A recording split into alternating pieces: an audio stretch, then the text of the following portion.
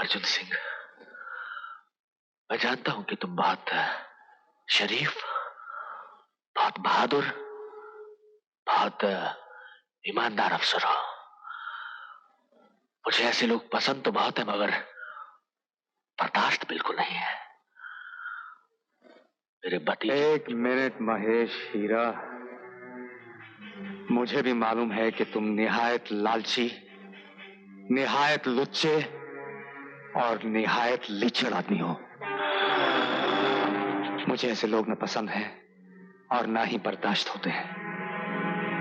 अब बोलो, क्या बक रहे थे?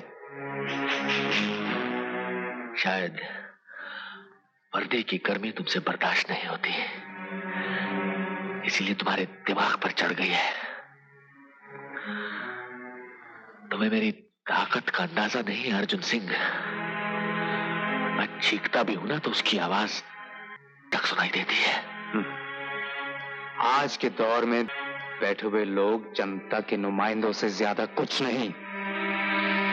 अगर उनमें से किसी ने भी, चाहे वो सबसे बड़ा मंत्री क्यों ना हो, तुझ जैसे समाज के दुश्मन का साथ दिया तो जनता उसका मुंह काला करके कुर्सी से उतार फेंकेगी।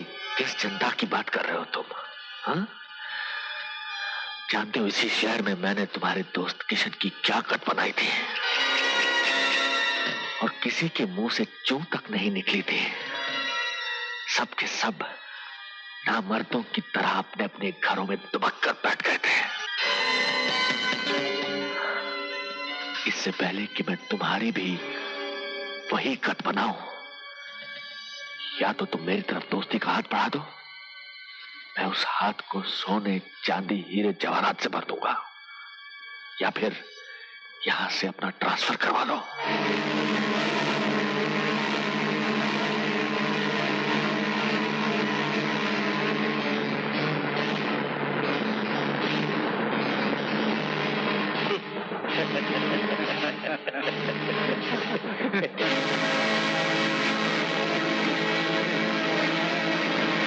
महेश हीरा, तेरी ये गीदड़ भपकियां उन पे असर कर सकती हैं जिनके जिस्म जिंदा हैं मगर जहन मर चुके हैं। मैं सर पे कफन बांध के आजादी के सरफरोश दीवानों की तरह इस शहर को तेरे चुंगल से आजाद कराने निकला हूं, और मैं किशन की कसम खा के कहता हूं कि इस शहर के चेहरे पे तेरे लगाए हुए तमाम बदनुमा दाग मिटाकर साफ कर दूंगा।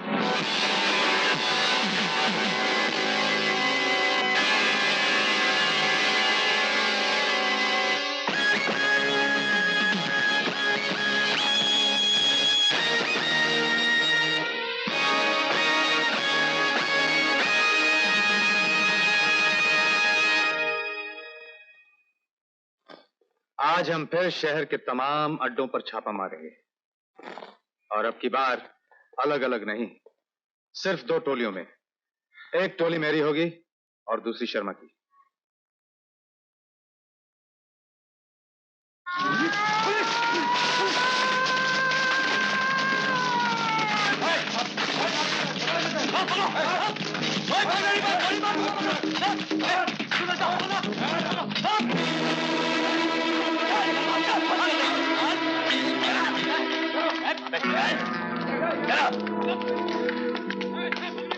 सर, सबको पकड़ लिया है सर, और सर भट्टी के चारों तरफ डायनामाइट बिछा दिया है सर।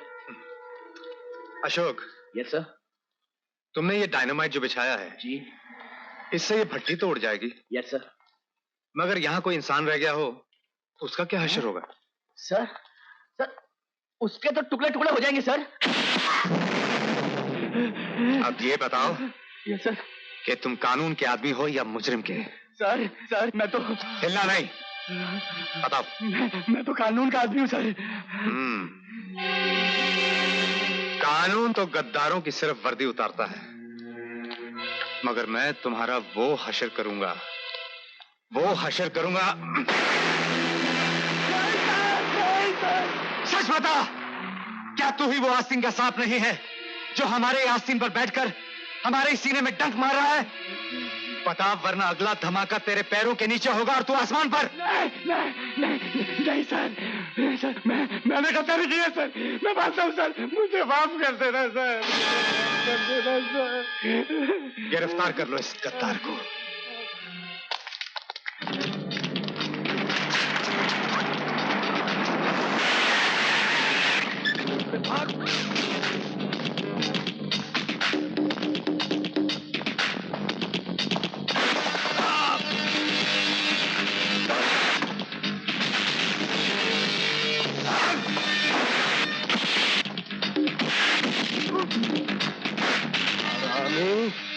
औरतों की दलाली करता है।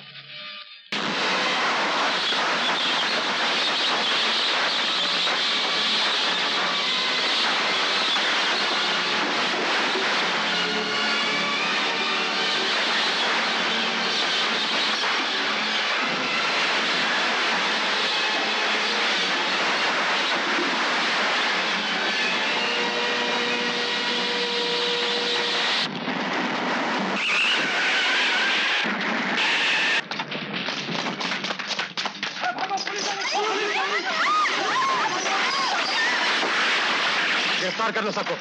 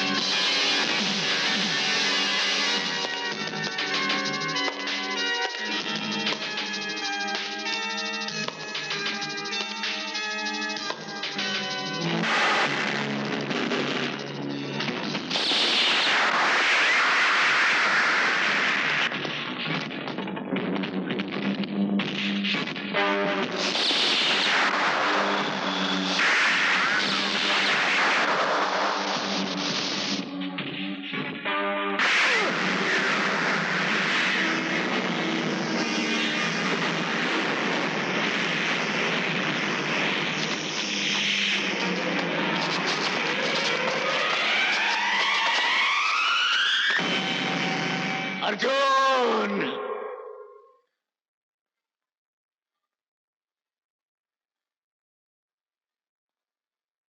तेरा वक्त पूरा हो गया। तू अब ज्यादा दिन जिंदा नहीं रहेगा अर्जुन सिंह। तूने मेरे बेटे को नहीं मारा, उसने अपनी मौत को दावत दी है। अब मैं उसके पूरे खानदान को खत्म करके अपने एक बेटे की मौत का बदला लूंगा, बदला लूंगा। जाओ, जाओ उसके घर को जलाकर खाक कर दो, जाओ।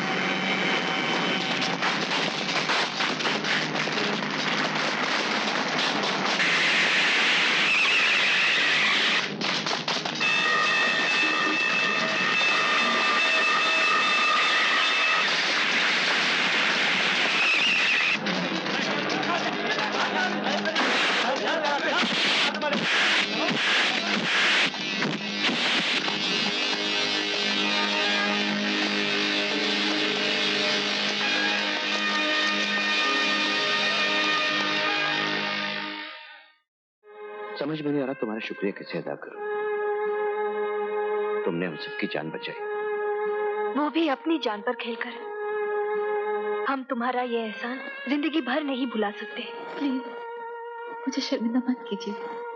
जीती रहो बेटी, भगवान तुम्हें हमेशा खुश रखे।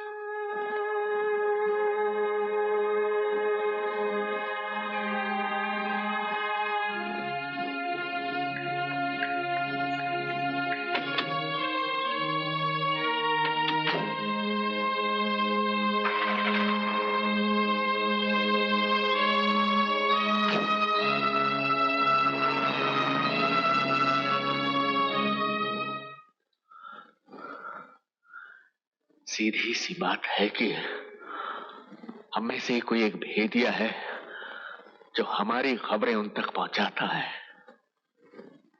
वरना हमारे आदमी के पहुंचने से पहले फायर ब्रिगेड मौजूद नहीं होती। वरना अशोक, जिसके बारे में मिश्रा तक को मालूम नहीं, अर्जुन को कैसे पता चला कि वो हमारा आदमी है? कौन कौन है वो भेदिया?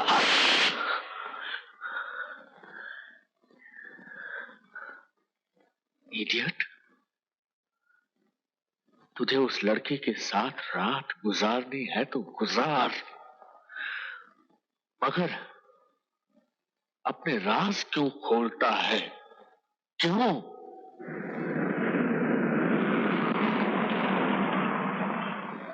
रीता, अब तुम्हारा यहाँ रहना खतरे से खाली नहीं। मैं कल सुबह ही तुम्हें तुम्हारे माँ बाप के पास भेजने का बंदोबस्त करता हूँ। जी।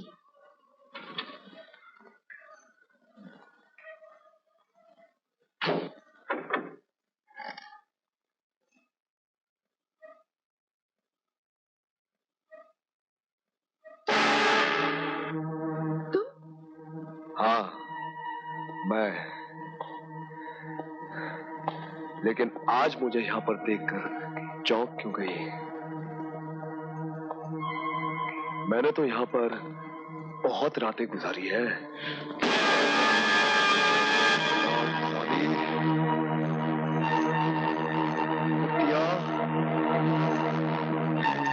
तू उस पुलिस वाले तक हमारी खबरें पहुंचाती रही? हाँ,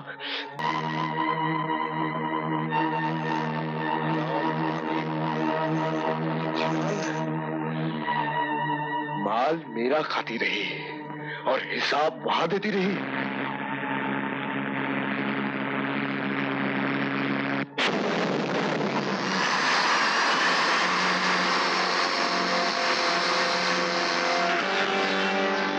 तेरे इस हरामीपन की ऐसी सजा दूंगा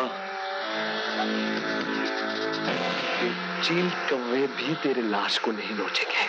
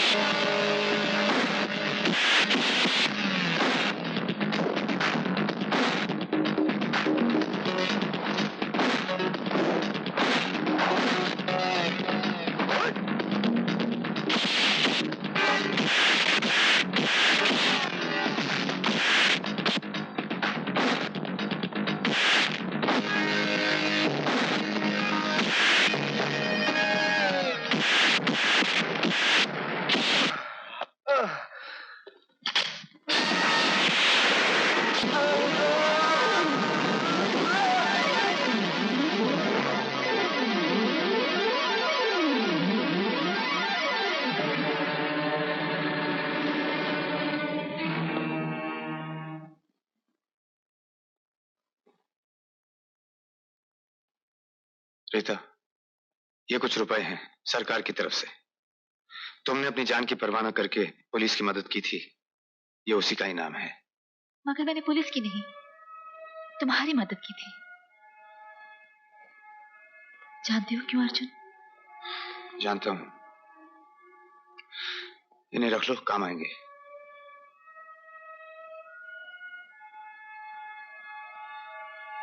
इन्हें मैं बहुत संभाल के रखूंगी।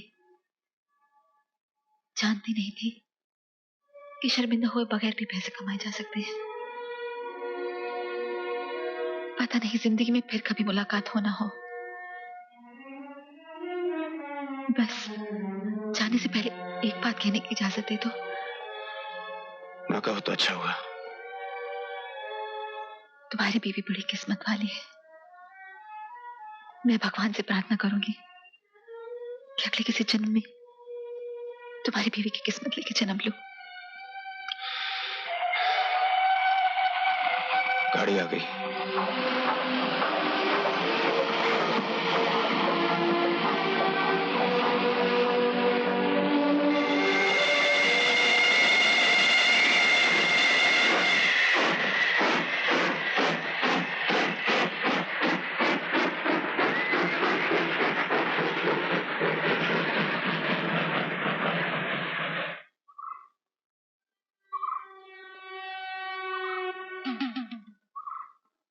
अर्जुन सिंह,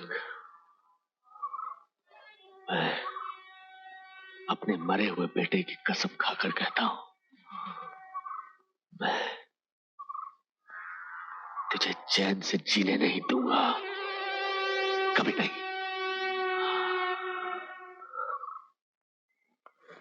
अर्जुन,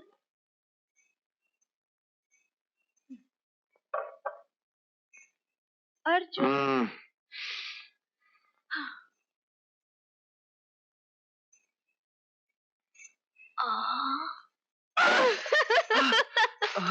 चलो चलो जल्दी से उठो, चाय पियो और नहा धो के तैयार हो जाओ। चलो। क्यों क्यों? अरे 8 बजे मेरा डॉक्टर से अपॉइंटमेंट है और तुम्हें भी मेरे साथ चलना है। चलो जल्दी से पियो। साथ तो मैं तुम्हारे चला जाऊंगा, पर तुम्हें डॉक्टर की क्या जरूरत पड़ गई है? अच्छी खासी तंदुरुस्त हो, खूबसूरत लग रही हो। हाँ, शादी तो हो गई मगर वही बुद्धू के बुद्धू रहे। वो तो हर मर्द हो जाता है शादी के बाद।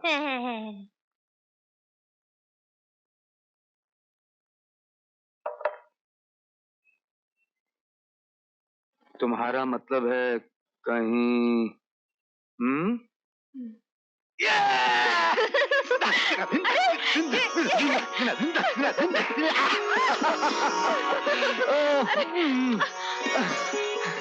माँ को बताया? नहीं। क्यों? मुझे शर्म आती है। अरे तेरी शर्म पे तो वारी जाओ।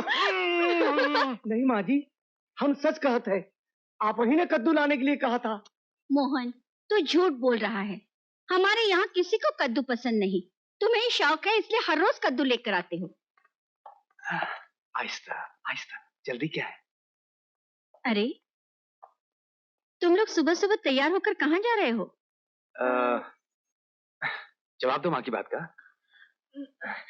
माँ जी, मैं नहीं, हम दोनों यूं ही जरा घूमने जा रहे हैं डॉक्टर के पास। नहीं, डॉक्टर के पास घूमने जा रहे हैं। सुबह सुबह डॉक्टर के पास घूमने? पद्मा, तुम इतनी सी बात नहीं समझती? भाई हमारे एसपी साहब जो इतने मसरूफ रहते हैं कि उनके पास दम लेने की फुर्सत नहीं। जब अपनी पत्नी को घुमाने ले जा रहे हैं और वो भी डॉक्टर के पास, तो इसका मतलब क्या हुआ? यही कि बाबूजी दादा बनने वाले हैं और माँ जी बनेगी दादी और हम बनेंगे घोड़ा। जल्दी ही इस घर में तुतली जुबान की शहनाई गूंजने वाली है।